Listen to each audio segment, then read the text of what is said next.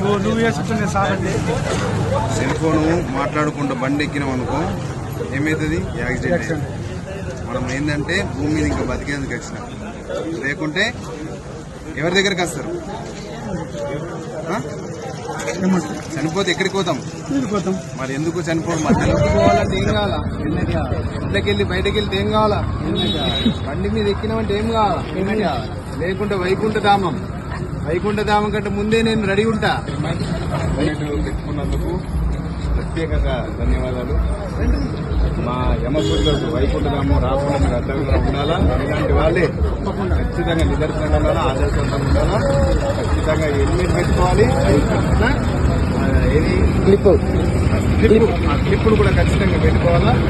ప్రత్యేకంగా ఏ నెంబర్ కాదు